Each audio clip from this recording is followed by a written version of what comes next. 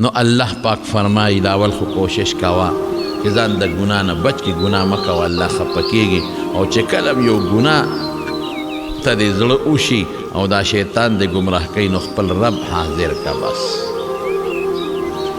اخرت حاضر که، قبر حاضر که، ځان ته د خدای لویي حاضره که، او د دوزخ غرغنډې را یادې که چې که دا ګناه مې وکړو دې وخت کې زه مړ شوم، هېڅ پته د ژوند او د مرګ نه لګي، نو د قبر مې تباه دی او ځنکدن مې تباه دی او اخرت مې تباه دی او ټول عمر به په دوزخ کې پروت یم، بیا به څه کوم؟ چغې به وه.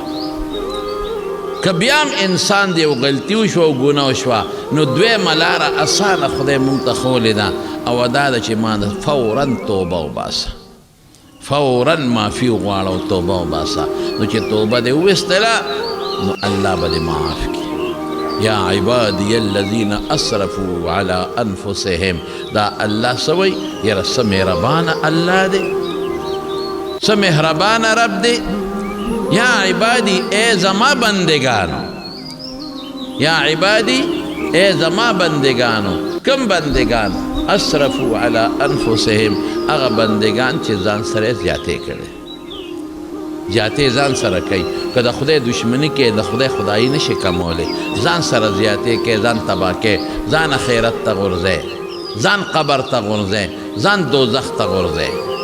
نو یا عبادی اے زما بندگانو، کم بندگان اسرفوا علی انفسهم، هغه بندگانو ته وایي چې په ځان یې زیاتې کړي، اسرفوا علی انفسهم، په ځان دې زیاتې کړي دي، ځان دې تباه کړی د خدای دشمني دې کړې ده.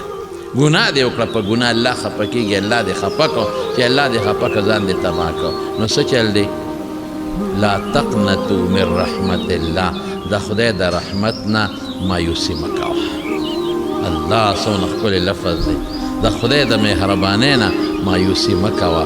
ان الله یغفر الذنوب جمیعا، الله پاک ګناهونه بخي، انه هو الغفور، الله بخونکی دی، معافي به دې کوي.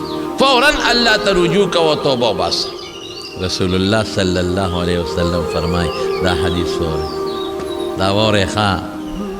اے زما بندگانو، اے بندگانو، که تاسو دومره ګناه وکړئ چې د دې ځمکې نه واله د اسمان غاړو ته ورسېږي، څومره ګناه چې دا ټوله ځمکه پرې ډکه شي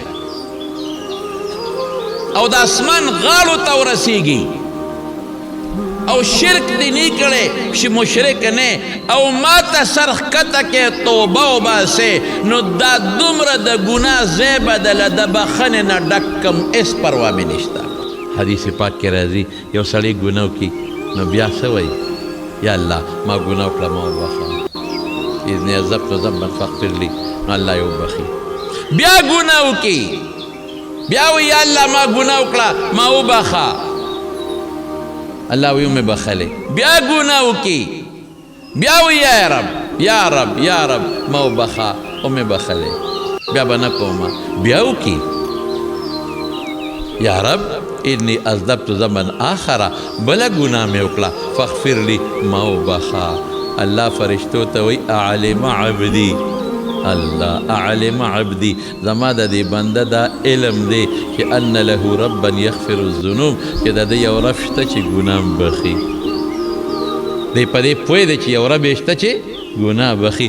غفرت لعبدي ولا ابالي، بنده مې وبخه، هېڅ پروا مې نشته. یو وخت کې شراب حرام شو،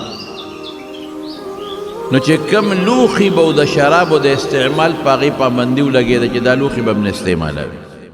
حالانکې لوښي خو شراب نه دی، لوښي خو نقصاني شی نه دی، خو مطلب یې ده چې دې لوښو ته دوی ګوري، نو دا شراب به ور یادېږي، وایي به چې دې کې خو موږ شراب یو وخت څکلي دي، زړه به یې ورته وشي.